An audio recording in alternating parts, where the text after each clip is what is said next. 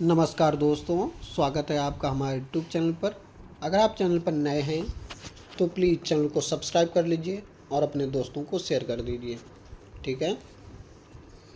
100 शब्द प्रति मिनट की गति से डिक्टेशन शुरू करते हैं। लिखने के लिए तैयार हो जाइए। स्टार्ट।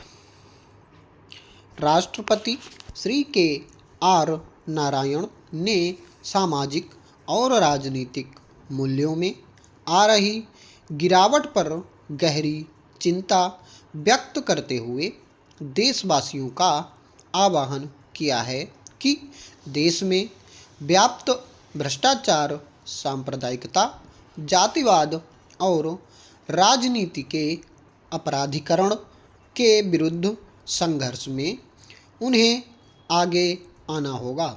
स्वतंत्रता की स्वर्ण जयंती समारोह के अवसर पर आज मध्य रात्रि को संसद के केंद्रीय कक्ष से देशवासियों के नाम पर अपने संदेश में कहा कि भ्रष्टाचार हमारी राजनीति और समाज के महत्वपूर्ण अंगों को खोखला कर रहा है।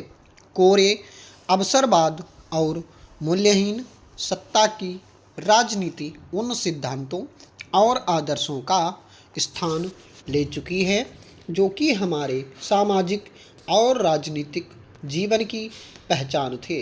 राष्ट्र को इन सभी बुराइयों से मुक्त करने के लिए एक सामाजिक आंदोलन चलाए जाने की आवश्यकता है। हम हर तरह से अपने लोकतंत्र पर गर्व कर सकते हैं, लेकिन हमें अपनी राजनीतिक, प्रशासनिक और निर्वाचन प्रक्रियाओं को स्वच्छ बनाने की दिशा में हर संभव प्रयास करने होंगे। हमारे लोकतंत्र के कार्यकरण में जो विकृतियां पैदा हो गई हैं, उन्हें दूर करने के लिए हर संभव प्रयास करने होंगे। इन बुराइयों के खिलाफ संघर्ष में नागरिकों को आगे आने का आह्वान करते हुए राष्ट्रपति जी ने राष्ट्रपिता महात्मा गांधी की एक टिप्पणी उद्धृत कर कहा कि महात्मा गांधी ने बढ़ते हुए भ्रष्टाचार पर भविष्य सूचक दृष्टि डालते हुए कहा था कि चाहे कोई छिपाने की लाख कोशिश करे, भ्रष्टाचार एक न एक दिन सामने जरूर आएगा और जनता संदेह के प्रत्येक न्याय संगत मामले में अपने सेवकों से जैसा भी वह चाहे जवाब तलब कर सकती है, उन्हें बर्खास्त कर सकती है, उन पर किसी विधि न्यायालय में मुकदमा चला सकती है, उनके आचरण की जांच करने के लिए किसी मध्यस्थ निरीक्षक को नियुक्त कर सकती है। आगे उन्होंने कहा कि स्वतंत्रता के 50वें वर्ष में जब वे भारत के सभी लोगों से एकता और विश्वास प्रदर्शित करने की अपील कर रहे हैं, तो दूसरी ओर समाज में आई गिरावट पर उन्होंने दुख व्यक्त किया। इन बुराइयों से देश को मुक्त कराने के लिए सामाजिक आंदोलन की बहुत ज़रूरत है। यह आंदोलन नकारात्मक प्रयोजनों के लिए नहीं बल्कि सकारात्मक उद्देश्यों के लिए किए जाने की आज ज़रूरत है। देशवासियों को हार्दिक बधाई देते हुए अनेक विफलताओं के बावजूद हमने महत्वपूर्ण उपलब्धियां हासिल कर आवाज़ को बुलंद किया है। हमारी सबसे पहली और महत्वपूर्ण उपलब्धि यह है कि हम राष्ट्र की एकता को बनाए रखने और इस विशाल देश को एकजुट रखने में बहुत ज़्यादा कामयाब हो रहे हैं। पिछले वर्षों से वैश्विक और राष्ट्रीय स्तर पर पर्यावरण से संबंधित बहस चल रही है। पर्यावरण संरक्षण उपायों और क्रियान्वयन के संबंध में प्रतिवर्ष संयुक्त राष्ट्र पर्यावरण सम्मेलन आयोजित किए जाते हैं। इन सम्मेलनों में कोई व्यापक सहमति नहीं बन पाई है। पर्यावरण संरक्षण, ओजोन परत केवल चिंता और बहस के विषय बने रहे हैं।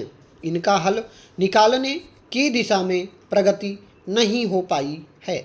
सरकार ने 10 साल पुराने डीजल वाहनों पर रोक लगाने का फरमान जारी किया है।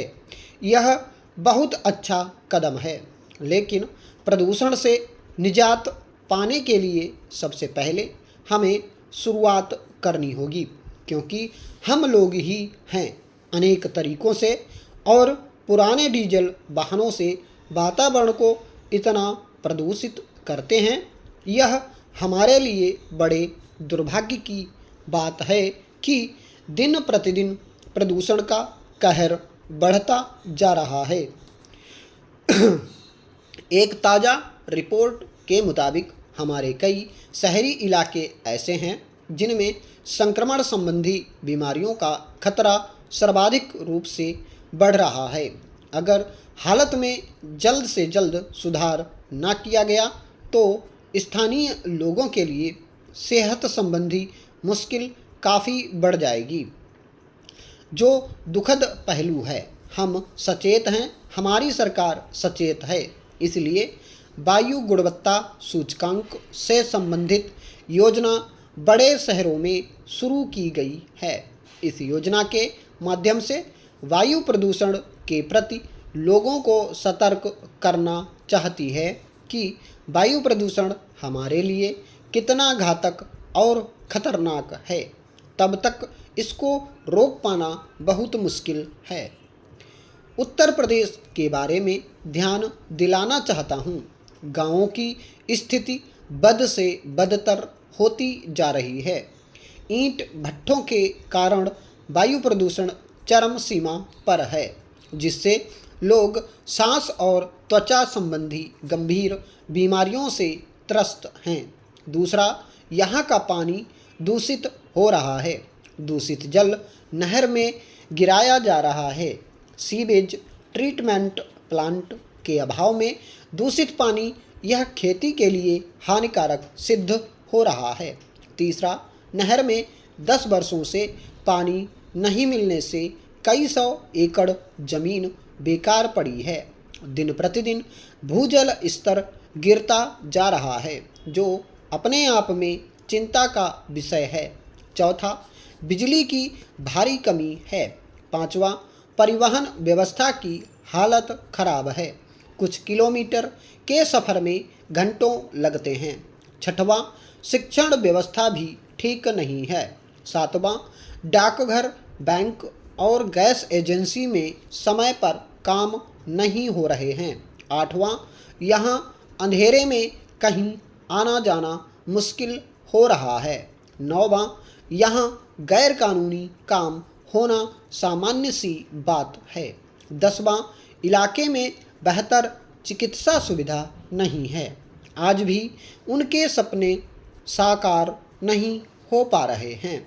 श्रीमान, 20 साल की मोहब्बत अचानक युद्ध में बदल जाए तो ताज्जुब होना स्वाभाविक है। यही युद्ध की स्थिति चीन और अमेरिका के बीच बन रही है। जुलाई 1971 को तत्कालीन अमेरिकी विदेश मंत्री ने चीन की यात्रा की थी। अगले 2-3 वर्षों में क्रमशः 3 बड़े अमेरिकी नेता चीन गए थे। उसके बाद आपसी व्यापार और मोहब्बत का नया सिलसिला दोनों देशों के बीच शुरू हुआ। पाकिस्तान की याहिया सरकार ने चीन और अमेरिका के बीच ये रिश्ते कायम कराने में अपनी अलग भूमिका निभाई थी, जिसके कारण यह रिश्ता धीरे धीरे बहुत आगे बढ़ रहा था। असल में अमेरिका को उन दिनों एक बड़े बाजार की ज़रूरत थी और भारत में तत्कालीन इंदिरा गांधी की सरकार आत्मनिर्भरता पर ही ज़्यादा जोर दे रही थी। इसलिए अमेरिका का यहाँ बाजार बनाना कोई आसान काम नहीं था। चीन को भी पूंजी निवेश की ज़रूरत थी, इसलिए दोनों देशों के लिए वह माहौल अनुकूल और बहुत अच्छा था। बीच में पाकिस्तान भी दोनों का चहेता बना हुआ था, लेकिन आज हालात यहाँ तक पहुँच गए हैं कि 4 फरवरी को अमेरिका ने चीन के साथ व्यापारिक प्रतिबंधों की घोषणा कर दी। स्टॉप।